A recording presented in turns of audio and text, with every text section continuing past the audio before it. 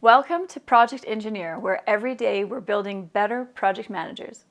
This is our 10-part video series where we're covering the 10 knowledge areas that you need to know for project management.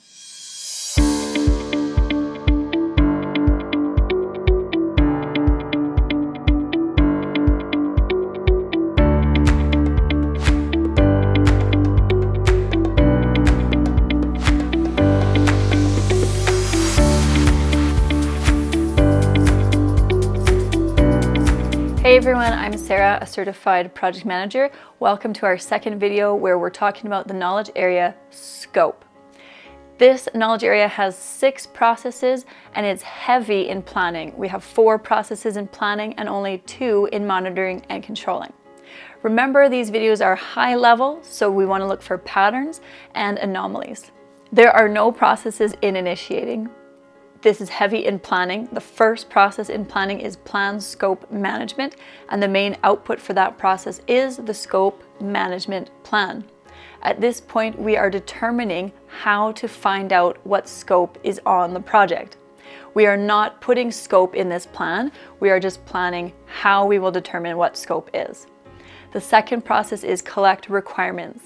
Cannot be overstated how many tools and techniques you want to use in this process, because you want to collect as many requirements as you possibly can at the beginning of the project.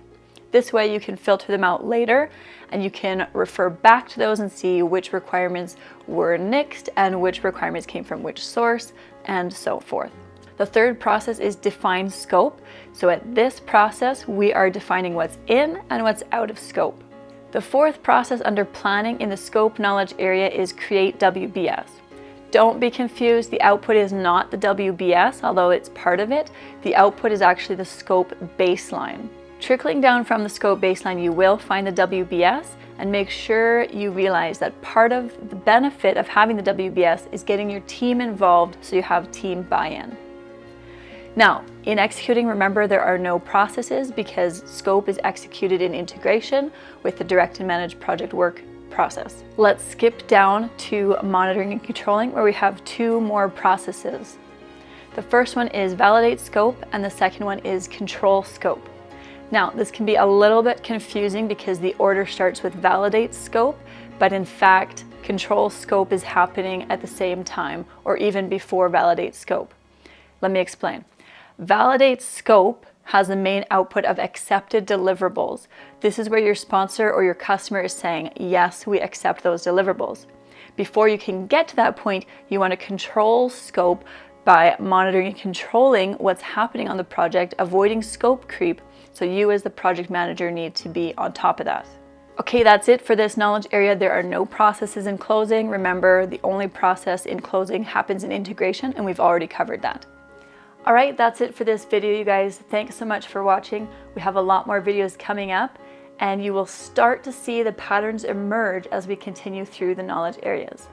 If you want to communicate with us, please go online to our website. You can find a page there to ask any questions or give feedback. You can also communicate with us on Facebook, Twitter, or YouTube. And finally, if you want more information, since these videos are very high level, please go online, read the articles, or find one of our online courses to take. Also, if you're looking for project management software, you can go to our website and find Nebulome. It's free to start using. Thanks again for watching, you guys. We'll see you in the next video.